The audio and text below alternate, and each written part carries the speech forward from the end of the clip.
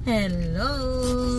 Papunta tayo ngayon sa Dongsamuso kasi kuha ko ng aking basic certificate at family relation certificate kasi gagamitin sa pag-change ng pangalan. Requirement siya. Mag-apply kami ngayon ng pagpalit ng pangalan. Kasi ang haba ng pangalan ko. Complete name talaga. Si Unbit, walang pasok kasi yung principal's discretionary holiday simula kahapon at ngayong Friday. Si Yejon, may pasok sila ngayon. Kasi magkaiba yung school nila. Ano ginagawa? Unbit mo Ayaw niya talian yung buhok niya. Sabi niya ganyan lang daw siya. Pero ayan, nilalaro yung buhok niya. Yan ang temporary Dongsamuso dito. Kasi yung original nilang opisina ay pinalitan. Binago, pinalakihan kaya under construction sila ngayon. Kaya dito yung dyan yung temporary office. Okay. Tayo na Andito nakakuha agad kami. Ang bilis lang. Ang bilis lang makakuha ng requirements dito sa Korea. Ganyan kabilis. Lang talaga sila agad-agad kasi walang maraming tao. Kaya mabilis lang kasi agad-agad kuha.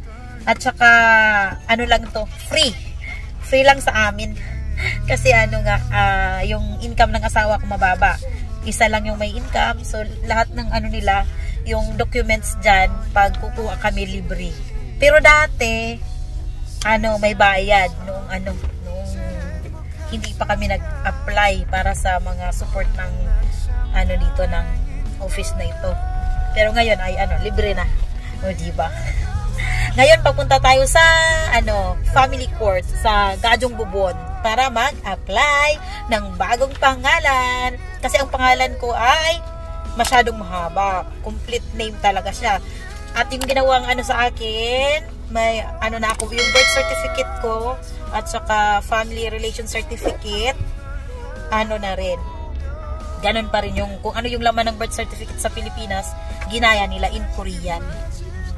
Kaya dito makakakuha na ako. Kailangan talagang magpalit ng pangalan kasi ang haba. Mahaba. Dito usually lang 3 syllables lang. Kasama na yung yung apelyido. Apelyido, pangalan. 2 syllables yung pangalan. Diba? Kaya, kailangan magpalit. Dito na tayo sa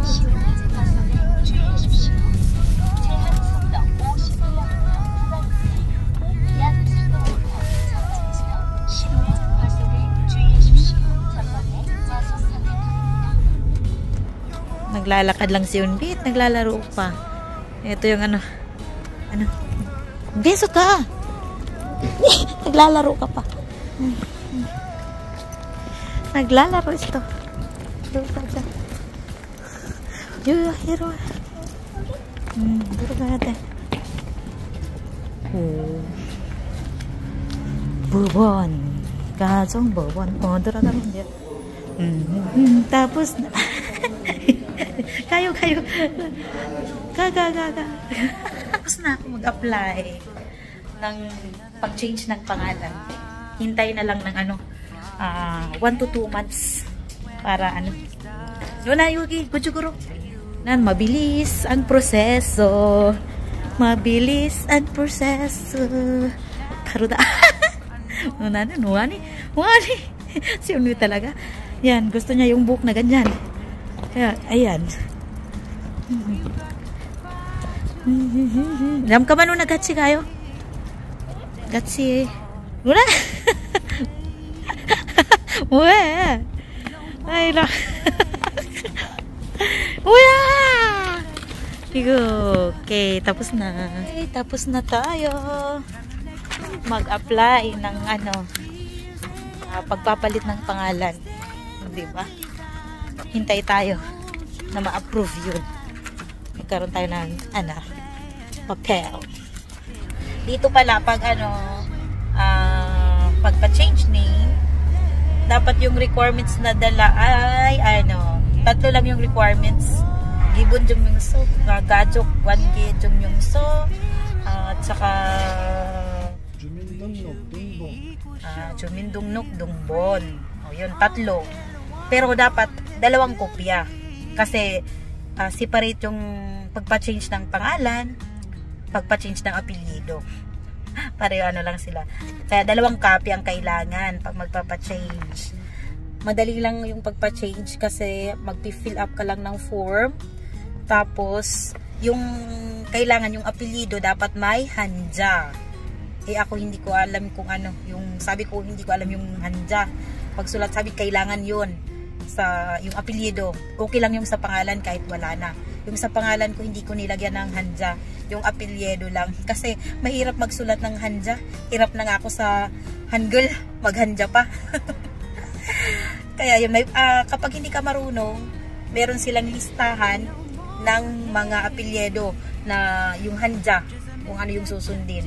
So yung sinunod ko, dun sa papilian, yung kapareho ng sasawa ko, yung sinunod ko. O, diba? Pagkatapos mag-fill out ng form, doon lang sa kabila magbabayad lang sa sa bangko. Sa bangko cash dapat, hindi yung card, hindi pwede cash. So bali yung babayaran pala bali 60,000 won ang binayaran ko kasi 30 sa pangalan, 30 din sa sa apelyido. Separate yun. Magkaiba yung babayaran. Kaya bali 60 lahat yung binayaran, 60,000 won. Pagkatapos magbayad, balik lang doon sa window na ipaprocess na nila yun. Yung papel. Pagkatapos yun, tapos na. Uwian na. Maghintay na lang daw. Binigay sa akin yung yung copy ng resibo, ng pagbayad, at saka eto, yung guide kung ano yung gagawin. So, kapag na-approve na, kailangan natin yung copy ng record ng na-change na pangalan. So, na lang siya.